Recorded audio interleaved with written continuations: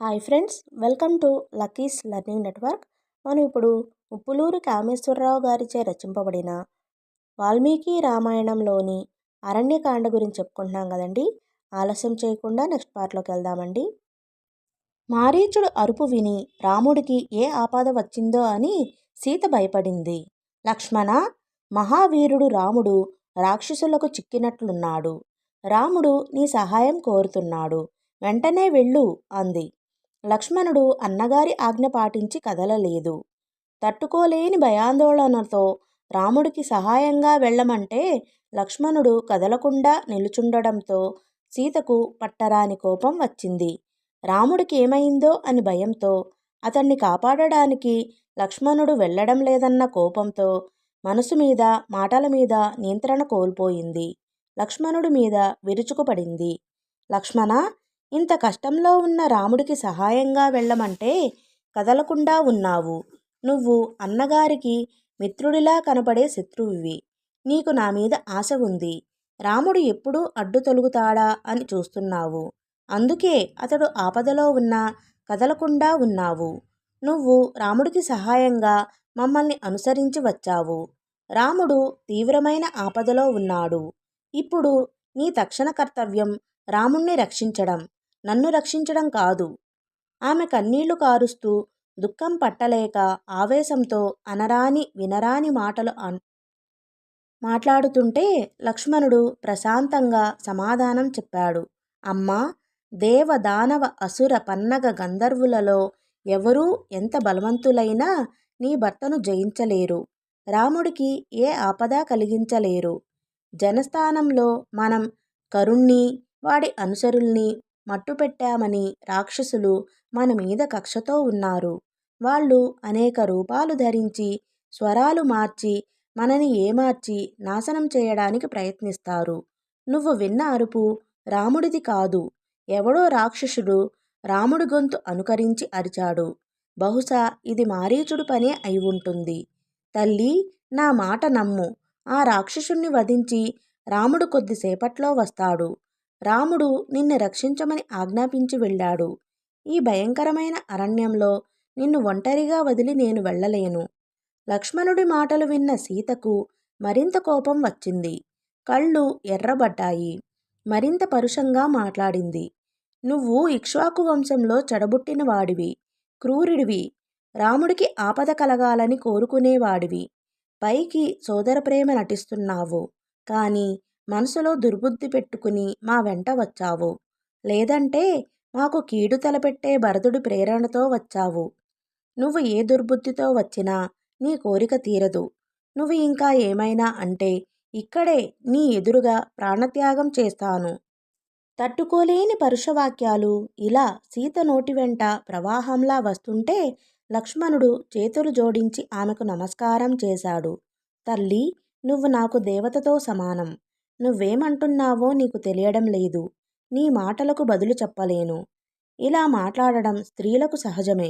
ధర్మాన్ని వదిలి తీవ్రంగా మాట్లాడడం, ఇతరుల మనసును నొప్పించడం స్త్రీల స్వభావమని లోకమంతటికీ తెలుసు. నేను ధర్మం తప్పకుండా అన్నగారి ఆజ్ఞ పాటిస్తున్నాను. నన్ను నిష్కారణంగా అనరాని మాటలు అన్నావు. నీ మాటలు ఎర్రగా కాల్చిన ఇనుప బాణాలలా నా రెండు చెవులలో దిగబడుతున్నాయి. ఈ మాటలు సహించలేను. నువ్వు మాట్లాడిన మాటలకు ఈ వనదేవతలంతా సాక్షులు. సరే, నేను రాముడున్న చోటికి వెడుతున్నాను. భయంకరమైన శకునాలు కనబడుతున్నాయి. తిరిగి వచ్చి నువ్వు రాముడు కలిసి ఉండగా చూడగలనా అని అనుమానంగా ఉంది. ఈ వనదేవతలే నిన్ను రక్షించెదురుగాక. లక్ష్మణ, రాముడు లేకపోతే నేను గోదావరిలో దూకుతాను, లేదంటే ఉరిపోసుకుంటాను, లేకపోతే విషం తాగుతాను, కొండ మీద నుంచి దూకి మరణిస్తాను, అగ్ని ప్రవేశం చేస్తాను. అంతేకాని పరపురుషుణ్ణి పాదంతో కూడా స్పృశించను. అలా లక్ష్మణుణ్ణి తిడుతూ దుఃఖంతో కడుపు బాదుకుంటూ ఏడ్చింది. లక్ష్మణుడు సీతకు అంజలి ఘటించి నమస్కరించి మాటిమాటికి వెనక్కి చూస్తూ రాముడు వెళ్ళిన దిక్కుకు వెళ్ళాడు. లక్ష్మణుడు ఆశ్రమం వదిలి వెళ్ళగానే రావణుడు పవిత్రమైన సన్యాసి వేషం ధరించాడు. మెత్తటి కాషాయ వస్త్రం, పిలక, గొడుగు, పాదుకలు ధరించాడు. దండకమండలాలు ఎడమ భుజానికి తగిలించుకున్నాడు. అతడు ఆశ్రమం ప్రవేశిస్తుంటే సూర్యచంద్రులు లేని సంధ్యను అంధకారం ఆవరించినట్లుంది. చంద్రుడి నుంచి వేరైన రోహిణిని క్రూరగ్రహం చూసినట్లు రావణుడు సీతను చూశాడు. ఆ రాక్షసుడిని చూసి జనస్థానంలో ఉన్న వృక్షాలు వణికిపోయాయి. గాలి స్తంభించిపోయింది. అతడి ఎర్రటి కళ్ళను చూసి గోదావరి నది భయపడి సవ్వడి చేయకుండా ప్రవహించింది. సీత పసుపు రంగు పట్టుబట్ట కట్టుకుంది. పూర్ణచంద్రుడి లాంటి ముఖంలో పద్మపత్రాల వంటి నేత్రాలను, అందమైన పెదాలను, ఆ పెదాల వెనక తీర్చిదిద్దినట్లున్న పలువరస రావణుడు రెప్పవేయకుండా చూశాడు. అతడి మనసులో ఉన్న దుర్మార్గమైన ఆలోచన మరింత బలపడింది. బయటకు పవిత్రుడైన ఋషిలా వేదం పఠిస్తూ సీతను సమీపించి వినయంగా ఇలా అడిగాడు. పట్టుబట్టలు ధరించావు, పద్మం వంటి ముఖంతో వెలిగిపోతున్నావు. ఈ అరణ్యంలో ఒంటరిగా ఉన్నావు. నువ్వెవరివి? భూలోకంలో గాని, దేవతా స్త్రీలలో గాని, యక్ష కిన్నెర స్త్రీలలో గాని ఇంత సౌందర్యవతిని నేను ఇంతవరకు చూడలేదు. సుందరి, నువ్వు పార్వతీదేవివా, కీర్తివా, కాంతివా, మంగళప్రదమైన లక్ష్మీదేవివా, అప్సరసవా, రతీదేవివా? నువ్వెవరివి? ఇంతకీ నువ్వు ఒంటరిగా ఎందుకిలా అరణ్య మధ్యంలో ఉన్నావు? వచ్చినవాడు బ్రాహ్మణుడే అనుకుని సీత అతన్ని గౌరవించింది. బ్రాహ్మణుడా, ఈ ఆసనం మీద కూర్చో. ఈ పాద్యం స్వీకరించి కాళ్ళు కడుక్కో. అడవిలో దొరికే ఈ మధురమైన ఫలాలు స్వీకరించు. తొందర లేకుండా తిను. నేనెవరిని అని అడిగావు కదా. నేను దశరథ మహారాజు కోడలిని, జనక మహారాజు కూతురిని, ధర్మమూర్తి రాముడి భార్యను. నా భర్త తన తండ్రి ఇచ్చిన మాట నిలబెట్టుకునేందుకు 14 సంవత్సరాలు వనవాసం చెయ్యడానికి అడవికి వచ్చాడు. పతివ్రతనైన నేను అతన్ని అనుసరించి అరణ్యానికి వచ్చాను. నా భర్త లోకానికంతకీ పూజ్యుడు, ధర్మ మార్గం వదలని నియమవంతుడు. రాముడు ఎవరికైనా ఇస్తాడే కాని ఎవరి నుంచి తీసుకోడు. సత్యమే తప్ప అసత్యం పలకడు. సత్యవాక్ పరిపాలన ఒక వ్రతంలా పాటిస్తూ జీవిస్తున్నాడు. నా భర్త సవతి తమ్ముడు లక్ష్మణుడు. అతడు ధర్మాత్ముడు, నియమవంతుడు. యుద్ధంలో అతడి ముందు ఎవరూ నిలవలేరు. అతడు మమ్మల్ని అనుసరించి వచ్చాడు. నువ్వు కొద్దిసేపు వేచి ఉంటే నా భర్త అరణ్యంలో దొరికే మంచి ఆహారం తెస్తాడు. ఇంతకీ ఈ నిర్జనమైన దండకారణ్యంలో ఒంటరిగా తిరుగుతున్నావు. నువ్వెవరివి? నీ పేరు, వంశం, గోత్రం యథార్థంగా చెప్పు అంది. రావణుడు యథార్థమే చెప్పాడు. నేను రాక్షసరాజుని. నా పేరు రావణుడు. నీ సౌందర్యం నా హృదయాన్ని దోచుకుంది. నిన్ను చూడగానే నా భార్యను చేసుకోవాలనుకున్నాను. నాది లంకా నగరం. ఆ నగరం సముద్రం మధ్య కొండ మీద ఉంటుంది. నువ్వు అంగీకరిస్తే నిన్ను నా పట్టమహిషిని చేసుకుంటాను. ఇలా ఒంటరిగా అడవులలో పడి ఉండక్కర్లేదు. వేలాది మంది దాసీలు నీకు సేవలు చేస్తారు. ఆ మాటలు వన్న సీతకు కోపం వచ్చింది. ఎదురుగా ఉన్నవాడు రాక్షసుడనే భయం లేకుండా తిట్టింది. నేను భర్తని అనుసరించి జీవించే పతివ్రతని. నా భర్త దేవేంద్రుడంతటి వాడు, మహాపర్వతంలా తొణకనివాడు, సముద్రంలా క్షోభించనివాడు, సర్వశుభ లక్షణాలు మూర్తీభవించినవాడు, సత్యసంధుడు, మహాయశస్వి. నువ్వు నక్కవి, నేను ఆడసింహాన్ని. సూర్యుడు తేజస్సు వంటి దాన్ని. నువ్వు నన్ను స్పృశించలేవు. అయినా నీకు ఆయువు మూడి ఇలా మాట్లాడావు. ఆకలి మీద ఉన్న సింహం కోరలని, కోపించిన మహావిషసర్పం కోరలని ముట్టుకోవాలనుకుంటున్నావు. కాలకూటం విషం తాగి సుఖంగా ఉండాలనుకుంటున్నావు. పదునైన మంగలి కత్తిని నాకాలనుకుంటున్నావు. మెడకి బండరాయి కట్టుకుని సముద్రం దాటాలనుకుంటున్నావు. నువ్వెక్కడా, రాముడెక్కడా? నక్కకి సింహానికి ఎంత తేడా ఉందో, పిల్లికి ఏనుగుకి ఎంత తేడా ఉందో, కాకికి గరుత్మంతుడికి ఎంత తేడా ఉందో అంత తేడా ఉంది నీకు రాముడికి. ఒంటరిగా ఉన్న నాతో ఇలా మాట్లాడావు. రాముడు ధనుర్బాణాలు ధరించి వస్తే నువ్వు ప్రాణాలతో ఉండవు. రావణుడు తానెంత గొప్పవాడో వర్ణించి చెప్పాడు. సీత అసహించుకుని మరింతగా తిట్టింది. రావణుడికి కోపం వచ్చింది. సన్యాసి రూపం వదిలి రాక్షస రూపంలోకి వచ్చాడు. చేతులు చరుచుకున్నాడు. శరీరం పెంచాడు. ఎర్రటి వస్త్రాలు ధరించి 10 తలలతో కారు మబ్బులా నిలబడ్డాడు. సీత, ముల్లోకాలలోనూ శ్రేష్ఠుడైన భర్త కావాలి అనుకుంటే నన్ను ఆశ్రయించు, రాముణ్ణి మర్చిపో అంటూనే ఆమెను సమీపించాడు. సీతని ఎత్తి తీసుకుపోయాడు. అంతవరకు కనబడని రావణుడి రథం అప్పుడు కనబడింది. ఆమెను పట్టుకుని రథం ఎక్కాడు. రథం గాలిలోకి లేచింది. సీత రావణుడి పట్టు విడిపించుకునేందుకు పెనుగులాడుతూ ఆడపాములా మెలికలు తిరిగిపోయింది. అరణ్యం ప్రతిధ్వనించేలా ఆక్రోశించింది. రామా, పురుషోత్తమా, ఈ రావణుడు నన్ను అపహరించుకుపోతున్నాడు. కనబడడం లేదా? లక్ష్మణ, మహాబావో, ఈ రాక్షసుడు నన్ను అపహరించుకుపోతున్నాడు. నీకు తెలియడం లేదా? కొండగోగు చెట్లల్లారా, మాల్యవంత ప్రసరణ పర్వతాలలారా, తల్లి గోదావరి, వనదేవతలారా, మృగపక్షి గణాలలారా, రావణుడు సీతను అపహరించుకుపోతున్నాడని వెంటనే రాముడికి చెప్పండి. ఆమె రావణుడి పట్టు విడిపించుకునేందుకు ప్రయత్నిస్తుంటే ఆమె ధరించిన పూలమాలలు తెగి పూలు జలజలా నేలమీద రాలాయి. అంతలో ఆమెకు చెట్టు మీద ఉన్న జటాయువు కనిపించాడు. తొందరలో మాటలు తడుపడుతుంటే ఆమె గొంతు చించుకుని ఆక్రందన చేసింది. జటాయు, ఈ రాక్షసుడు ఒక అనాథను అపహరించినట్లు నన్ను అపహరించుకుపోతున్నాడు. వీడు క్రూరుడు, దుర్మార్గుడు. వీడిని నువ్వు ఆపలేవు. వెంటనే రామలక్ష్మణులకు వీడు చేస్తున్న పని చెప్పు. జటాయువు నిద్రలో ఉన్నాడు. సీత కంఠం వినపడగానే తలెత్తి చూశాడు. చెట్టు మీద నుంచి బిగ్గరగా అరిచాడు. రావణ, నేను గృధరాజు జటాయువుని, సనాతన ధర్మం పాటించే మహాబలశాలిని. నువ్వు రాజువి, ప్రజలకు మార్గదర్శకంగా ప్రవర్తించవలసిన వాడివి. పరభార్యను స్పృశించకూడదు. ఈమెను అపహరించాలని ప్రయత్నించి తప్పు పని చేస్తున్నావు. కోరల నిండా విషమున్న సర్పాన్ని కొంగున కట్టుకుంటున్నావు. యమపాశాన్ని మెడకు తగిలించుకుంటున్నావు. మనిషి ఎంత బరువు మోస్తే తాను కుంగిపోతాడో అంత బరువే తలకెత్తుకోవాలి. ఏది తింటే వ్యాధి బారిన పడకుండా జీర్ణం చేసుకోగలడో ఆ అన్నమే తినాలి.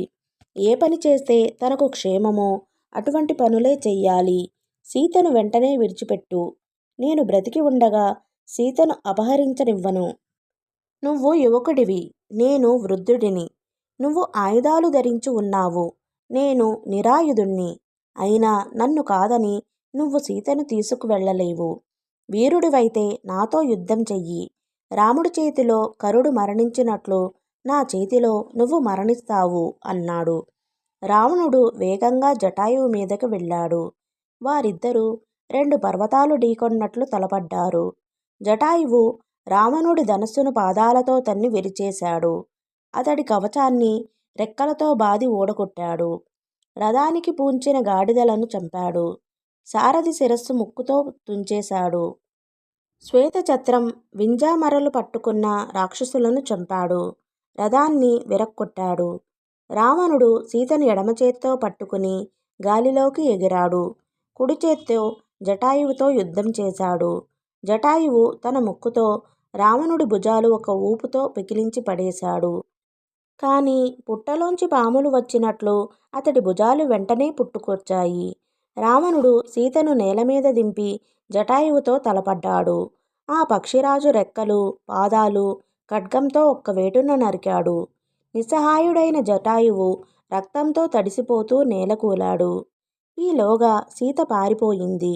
రావణుడు ఆమెను వెంబడించాడు. ఆమె ఒక చెట్టును గట్టిగా పట్టుకుంది. రావణుడు ఆమెను చెట్టును వదలమన్నాడు. ఆమె వదలలేదు. రాక్షసరాజు యముడిలా ఆమెను జుట్టుపట్టి చెట్టు నుంచి గుంజాడు. ఆ పెనుగులాటలో ఆమె ముత్యాల హారం తెగి పడిపోయింది. రావణుడు సీతను గట్టిగా పట్టుకుని ఆకాశ మార్గంలో లంకవైపు వెళ్ళాడు. దారిలో సీతకు ఒక పర్వతం మీద ఉన్న 5గురు వానరులు కనిపించారు. ఆమె తన పట్టు వస్త్రాన్ని, కొన్ని నగలను ఆ వానరుల మధ్య పడేలా వదిలింది. రావణుడు లంకకు చేరాడు. సీతను తన అంతఃపురమంతా తిప్పాడు. తన ఐశ్వర్యం, దర్పం ప్రదర్శించాడు. తన భోగభాగ్యాలు చూపించాడు. తనను భర్తగా అంగీకరించమన్నాడు. ప్రాణం పోయినా తన పాతివ్రత్యం వదలనని సీత తెగేసి చెప్పింది. రావణుడు కోపంతో ఆమెను బెదిరించాడు. సీతా, నీకు 12 మాసాల గడువు ఇస్తున్నాను. ఈలోగా నువ్వు నన్ను చేరకపోతే వంటవాళ్ళు నిన్ను నరికి వండి నాకు ఉదయం అల్పాహారంగా వడ్డిస్తారు. పక్కనే ఉన్న రాక్షస స్త్రీలను ఆజ్ఞాపించాడు. ఈమె చాలా గర్వంగా ఉంది. ఈమె గర్వం అణచండి. ఈమెను అశోకవనానికి తీసుకువెళ్ళి మీరంతా ఈమె చుట్టూ ఉండి రక్షించండి. మంచి మాటలతోనూ అవసరమైతే భయపెట్టి లొంగదీయండి. అలా చెప్పి భూమి కంపించేలా అడుగులు వేసుకుంటూ వెళ్ళిపోయాడు. ఆడలేడి పెద్ద పులుల వశమైనట్లు ఆ జనకనందిని రాక్షస స్త్రీల వశమై అశోకవనం చేరింది. భయశోకాలతో స్పృహ కోల్పోయింది. ఆశ్రమం వైపు వస్తున్న రాముడికి అనేక దుశ్శకునాలు కనపడ్డాయి. మారీచుడు అరుపు విని ఆందోళన చెంది సీతగాని లక్ష్మణుణ్ణి తన కోసం పంపి ఉండదు కదా అనుకోగానే రాముడికి శరీరం జలధరించింది. వేగంగా అడుగులు వేస్తూ వస్తున్న రాముడికి లక్ష్మణుడు ఎదురయ్యాడు. రాముడు తమ్ముడు చెయ్యి పట్టుకుని ప్రశ్నించాడు. లక్ష్మణా, ఎంత పని చేశావు? సీతను ఒంటరిగా వదిలిపెట్టి ఎందుకు వచ్చావు? చెయ్యకూడని పని చేశావు. సీతను ఈ పాటికి రాక్షసులు తినేసి ఉండవచ్చు. నేను పట్టుకునేందుకు వెళ్ళింది లేడి కాదు, లేడి రూపంలో ఉన్న రాక్షసుడు. నా బాణం తగిలి చనిపోతూ వాడు హా సీత, హా లక్ష్మణ అని అరిచాడు. ఆ అరుపు విని నువ్వు బయలుదేరి వచ్చావు. ఇదంతా రాక్షసుల పథకం ప్రకారం చేసినదే. సోదరా, సీత లేకుండా నేను జీవించలేను. ఆమె నాకు ప్రాణం కంటే ఎక్కువ. ఆమె మరణిస్తే నేను ప్రాణత్యాగం చేస్తాను. ఇంతకీ ఆ రాక్షసుడు ఏదో అరిస్తే నువ్వెందుకు ఆమెను వదిలి వచ్చావు? నేను వచ్చే వరకు ఆమెను రక్షిస్తూ ఉండమని చెప్పాను కదా. లక్ష్మణుడు జరిగిందంతా చెప్పాడు. రాముడికి మరింత బాధ కలిగింది. కోపం వచ్చింది. లక్ష్మణా, సీతను ఒంటరిగా వదిలి వచ్చి చాలా తప్పు చేశావు. రాక్షసులను నేను ఎదుర్కోగలనని తెలిసి కూడా ఆమె నిన్ను ఏదో అన్నదని అలా అడవిలో వదిలి వచ్చేస్తావా? ఎన్ని జాగ్రత్తలు చెప్పాను. ఎన్ని చెప్పినా నా మాట కాదని ఆమెను వదిలి వచ్చావు. చాలా పెద్ద తప్పు చేశావు. వారిద్దరూ ఆశ్రమం చేరారు. ఆశ్రమం శూన్యంగా ఉంది. కృష్ణాజినాలు, దర్భలు, దర్భాసనాలు, చాపలు చెల్లాచెదురుగా పడి ఉన్నాయి. రాముడు పిచ్చివాడిలా ఏడుస్తూ ఆశ్రమమంతా వెదికాడు. చుట్టుపక్కల వెదికాడు. లక్ష్మణుడు తాను ఏడుస్తూనే రాముణ్ణి ఓదారుస్తున్నాడు. ఎంత ఓదార్చినా రాముడు తేరుకోలేకపోయాడు. లక్ష్మణ, ఈ లోకంలో నా అంతటి పాపాత్ముడు ఎవడూ లేడనుకుంటాను. లేకుంటే ఇలా ఒక శోకం మీద మరొక శోకం వచ్చిపడి హృదయాన్ని మనసుని బద్దల కొట్టదు. పూర్వజన్మలో అనేకసార్లు వరుసగా పాపాలు చేసి ఉంటాను. లేకుంటే ఇన్ని కష్టాలు వరుసగా ఎందుకు అనుభవిస్తాను? రాజ్యం పోయింది. తండ్రి మరణించాడు. తల్లికి దూరమయ్యాను. బంధుమిత్రులకు దూరమయ్యాను. ఇప్పుడు ప్రియ భార్యని రాక్షసులు అపహరించారు. నా సీత అమాయకురాలు, పతివ్రత, మృదుభాషిని. రాక్షసులు ఆకాశ మార్గంలో ఎత్తుకుపోతుంటే ఎంత ఏడ్చి ఉంటుందో కదా. ఆదిత్యదేవా, నువ్వు లోకంలో ఎవరు ఏం చేశారో, ఎవరు ఏం చెయ్యలేదో తెలిసిన వాడివి. లోకసాక్షివి. నా ప్రియురాలు ఏమైంది? ఈ శోకం తట్టుకోలేకపోతున్నాను. ఆమె ఏమైందో చెప్పవా? వాయుదేవా, ముల్లోకాలలోనూ నీకు తెలియనిది ఏదీ లేదు. నా సీత ఏమైందో నీకు తెలిసే ఉంటుంది. ఆమె ఏమైందో చెప్పవా? ఇలా మతిలేని వానిలా మాట్లాడుతున్న రాముడికి లక్ష్మణుడు ధైర్యం చెప్పాడు. రామా, నువ్వు లోకమంతటికీ పూజ్యుడివి. కష్టం వచ్చినప్పుడు నువ్వే ఇలా బేలగా అయిపోతే ఎలా? లోకంలో ఉత్సాహవంతులు ఎంత కష్టం ఎదురైనా నిరాశ చెందరు. సీత ఎక్కడుందో వెతుకుదాం. అరణ్యాలు, పర్వతాలు గాలిద్దాం అన్నాడు. రామలక్ష్మణులు గోదావరి తీరం అంతా వెతికారు. చుట్టూ ఉన్న అరణ్యమంతా వెతికారు. మళ్ళీ ఆశ్రమానికి వచ్చారు. అక్కడ మృగాలు బెదిరిపోకుండా నిల్చుని తమకు ఏదో చెప్పడానికి ప్రయత్నిస్తున్నాయని కనిపించింది. రాముడు సీత జాడ చెప్పమని ఆ మృగాలను కన్నీటితో వేడుకున్నాడు. ఆ మృగాలు దక్షిణం వైపు పరిగెత్తి ఆకాశాన్ని భూమిని చూస్తూ అరిచాయి. అది గమనించి లక్ష్మణుడు, ప్రభూ, ఈ మృగాలు సీత దక్షిణ దిశగా వెళ్ళిందని చెప్తున్నాయి. ఆ దిక్కుకు వెళ్ళి వెతుకుదాం. సీత జాడ తెలియవచ్చు, లేదా ఆమె కనబడవచ్చు అన్నాడు. ఇద్దరూ దక్షిణ దిశగా బయలుదేరారు. వారికి నేలమీద రాలిన పుష్పాలు కనిపించాయి. రాముడు ఆ పుష్పాలు గుర్తుపట్టాడు. కొంత ముందుకు వెడితే అక్కడ రాక్షసుడి పెద్ద పెద్ద అడుగులు, వాటి మధ్యలో అందమైన సీత అడుగుజాడలు కనిపించాయి. పక్కనే విరిగిపోయిన ధనస్సు, ముక్క ముక్కలు అయిపోయిన రథం కనపడ్డాయి. కొన్ని తెగిపడిన బంగారు ఆభరణాలు నేల మీద పడి గడ్డకట్టిన రక్తం కనిపించాయి. రాముడు ఉద్వేగంతో ఇలా అన్నాడు, లక్ష్మణా, ఈ రక్త బిందువులు చూస్తే రాక్షసులు సీతను చంపి ముక్కలు ముక్కలు చేసి తినేసి ఉంటారు అని అనిపిస్తోంది. సీత పాటించిన ధర్మం ఆమెను కాపాడలేకపోయింది. నేను దేవతలను విద్యుక్తంగా పూజించాను. సీతకే గాని అపకారం జరిగితే ఈ దేవతలు నాకు ఏమి చేసినట్లు? ఇక ఏమి చెయ్యగలరు? ఎంత శూరుడైనా, లోకాలను సృష్టించగల సమర్థుడే అయినా ఇతరుల పట్ల దయ చూపించేవాడు అందరికీ లోకు అవుతాడు. అజ్ఞానం వలన లోకం అతన్ని అవమానిస్తుంది. నేను దయాపరుణ్ణి కావడం వలన లోకహితం కోసం క్రూరంగా ఉండలేను. నా మృదు స్వభావాన్ని చూసి దేవతలందరూ నేనొక పరాక్రమహీనుణ్ణని అనుకుంటున్నారు. వారికి నా పరాక్రమం చూపిస్తా. నా సీత ఇంతకు ముందు ఎలా ఉందో అలాగా నాకు వెంటనే అప్పచెప్పకపోతే దేవతలను, రాక్షసులను వాళ్ళ లోకాలతో సహా నాశనం చేస్తాను. పర్వతాలను పడగొడతాను. నదులు, సముద్రాలు ఇంకిపోయేలా చేస్తాను. గ్రహగతులు ఆగిపోయేలా చేస్తాను. అగ్నికి, సూర్యుడికి ఉన్న తేజస్సు హరిస్తాను. వాయువును స్తంభింపచేస్తాను. ముల్లోకాలలో ప్రళయం సృష్టిస్తాను. వృద్ధాప్యాన్ని, మృత్యువుని, కాలాన్ని, దైవాన్ని ఎవరూ ఆపలేరు. అలాగే కోపించిన నన్ను కూడా ఎవరూ ఆపలేరు. దేవతలు వెంటనే నా సీతను తీసుకువచ్చి నాకు అప్పగించకపోతే ముల్లోకాలలోనూ ప్రళయం సృష్టిస్తా. రాముడు ధనుస్సు చేతపట్టి ప్రళయకాల రుద్రుడిలా ఉన్నాడు.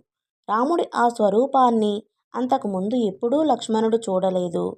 అతడు రాముడి పాదాలు స్పృశించి అంజలి ఘటించి ఇలా ప్రార్థించాడు, రామా, నువ్వు తండ్రిగారి తపఃఫలానివి, జితేంద్రియుడివి.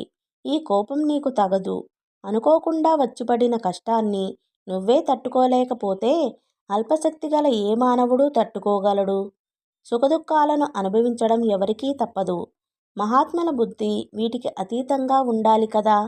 లోకానికి ఆధారభూతులు, లోకచక్షువులు అయిన సూర్యచంద్రులకి గ్రహణం వస్తోంది. జీవులన్నిటికీ తల్లి అయిన భూదేవి కూడా అప్పుడప్పుడు చలిస్తోంది. అయినా వీరెవరూ కోపించడం లేదు. సూర్యచంద్రులకు, భూమికి ఇలా బాధలు తప్పనప్పుడు మానవులు ఎంత గొప్పవారైనా వారికి కష్టాలు రావడం విశేషం కాదు. నువ్వు ఏ దోషమూ లేనివాడివి. మానవ రూపం దాల్చిన సద్గుణ సంపదవి. సీతని ఎవడైనా అపహరించినా, ఆమె మరణించినా కూడా నువ్వు సామాన్య మానవుడిలా భావోద్వేగానికి లోనై దుఃఖించకూడదు. దుఃఖం నీ బుద్ధిని కమ్మివేయకుండా అదుపు చేసుకోవాలి. సీత కోసం జనస్థానమంతా వెతుకుదాం. ఆ పైన దేవ గంధర్వలోకాలు వెతుకుదాం. అప్పటికీ సీత కనబడకపోతే అప్పుడే ఆయుధాలు అందుకుందాం. లక్ష్మణుడి మాటలలో సారం రాముడు గ్రహించాడు. ఆ సోదరులు చుట్టూ ఉన్న అడవిని పరిశీలిస్తూ దక్షిణ దిశగా వెళ్ళారు. కొంత దూరం వెళ్ళాక వారికి పడిపోయిన పర్వత శిఖరంలా రక్తంతో తడిసి ఉన్న జటాయువు కనిపించాడు. అతడు నోటి నుంచి రక్తం కక్కుతూ జరిగినదంతా చెప్పాడు. రాముడు వివసుడై జటాయువుని కౌగిలించుకున్నాడు. తన కోసం ప్రాణాలర్పించిన ఆ వృద్ధమూర్తిని చూసి దుఃఖిస్తూ లక్ష్మణుడితో ఇలా అన్నాడు, సోదరా, రాజ్యం పోయింది. వనవాసయోగం పట్టింది. తండ్రి మరణించాడు. సీత కనబడకుండా పోయింది. నాకు సహాయం చేయడానికి ప్రయత్నించిన జటాయువు ప్రాణం పోగొట్టుకున్నాడు. నా దురదృష్టం ఎంత తీవ్రంగా ఉందంటే లోకంలో అన్నిటినీ దహించే అగ్ని కూడా నేను ముట్టుకుంటే దహించుకుపోతుంది. ఇప్పుడు నేను ప్రవేశిస్తే నిత్యం కెరటాలతో నిండి ఉండే మహాసముద్రాలు కూడా ఇంకిపోతాయి.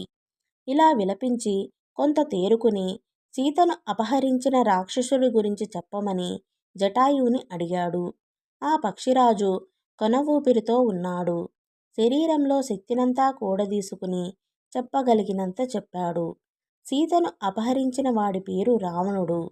వాడు రాక్షసరాజు. వాడు సీతను అపహరించిన ముహూర్తానికి విందం అని పేరు. ఆ ముహూర్తంలో పోయిన సొత్తు యజమానికి త్వరలోనే దొరుకుతుంది. అలా చెప్తూ జటాయువు ప్రాణం వదిలాడు. రాముడు జటాయువుని పట్టుకుని విలపించాడు. లక్ష్మణ, మనకి దశరథుడు ఎలా పూజ్యుడో ఈ జటాయువు కూడా అలాగే పూజ్యుడు. ఎండు కట్టెలు పోగు చెయ్యి. అగ్నిని మదించి ఈ జటాయువుకి శాస్త్రోక్తంగా అంత్యక్రియలు చేస్తాను. లక్ష్మణుడు చితిపేర్చాడు. రాముడు జటాయువుని చితిపైకి ఎక్కించి సమీప బంధువులకు చేసినట్లు దహన సంస్కారం చేశాడు. శ్రద్ధగా పిండ ప్రదానం చేశాడు. మానవులకు ఏ మంత్రాలు చదివి అంత్యక్రియలు చేస్తారో ఆ మంత్రాలు చదివి ఆ గృధ్రరాజుకి అంత్యక్రియలు చేశాడు. ఆ తరువాత అన్నతమ్ములిద్దరూ గోదావరి నదికి వెళ్ళి స్నానాలు చేసి ఉదక తర్పణాలు ఇచ్చారు. ఆ పక్షిరాజు పుణ్యం మంగళప్రదం అయిన ఉత్తమ గతిని పొందాడు. ఓకే ఫ్రెండ్స్, ఈ పార్ట్ని ఇంతటితో ముగిస్తున్నానండి.